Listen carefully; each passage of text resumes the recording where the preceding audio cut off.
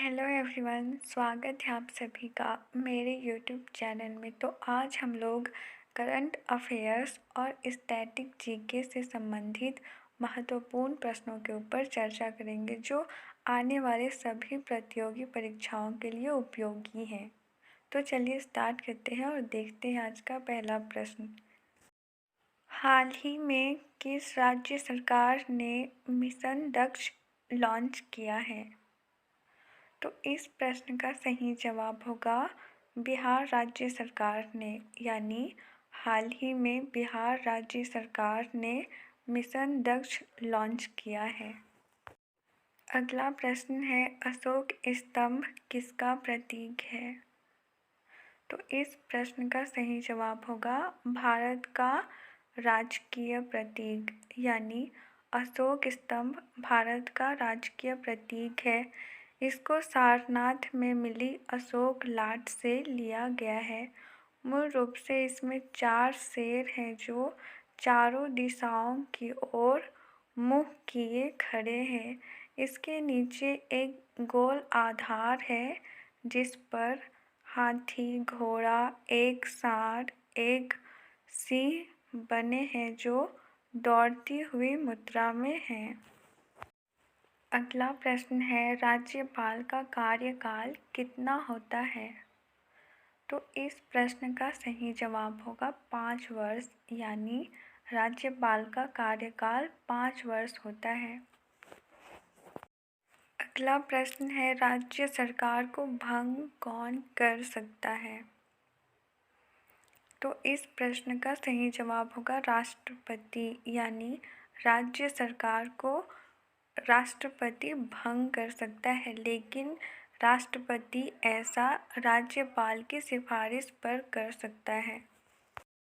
अगला प्रश्न है, हाल ही में उत्तर प्रदेश राज्य सरकार ने आंगनबाड़ी केंद्रों पर कौन सी योजना शुरू की है? तो इस प्रश्न का सही जवाब होगा हॉट कुक्ड मील योजना, यानी हाल ही में उत्तर प्रदेश राज्य सरकार ने आंगनबाड़ी केंद्रों पर हॉट कुक्ड मील योजना शुरू की है। अगला प्रश्न है, हाल ही में पटना उच्च न्यायालय के न्यायाधीश के रूप में किसने शपथ ग्रहण की है? तो इस प्रश्न का सही जवाब होगा न्यायमूर्ति विवेक चौधरी, यानी हाल ही में पटना उच्च न्यायालय के न्यायाधीश के रूप में न्यायमूर्ति विवेक चौधरी ने शपथ ग्रहण की है। अगला प्रश्न है, हाल ही में किसको ISB रिसर्च कैटलिस्ट अवार्ड से सम्मानित किया गया है? तो इस प्रश्न का सही जवाब होगा क्रिस गोपाल कृष्णन, यानी हाल ही में क्रिस गोपाल कृष्णन को ISB रिसर्च कैटलिस्ट अवार्ड से सम्मानित किया गया है। अगला प्रश्न है, हाल ही में विद्या समीक्षा केंद्र का उद्घाटन किस राज्य में किया गया है?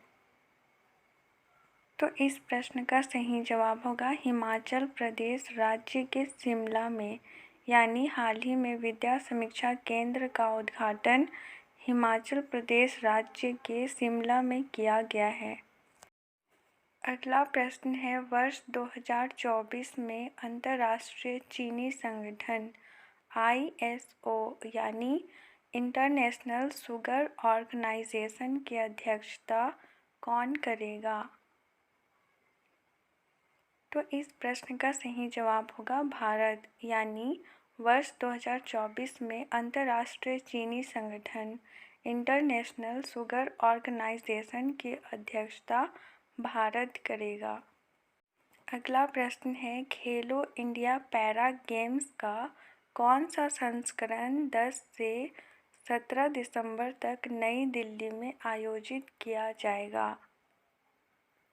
तो इस प्रश्न का सही जवाब होगा पहला, यानी खेलो इंडिया पैरा गेम्स का पहला संस्करण 10 से 17 दिसंबर तक नई दिल्ली में आयोजित किया जाएगा।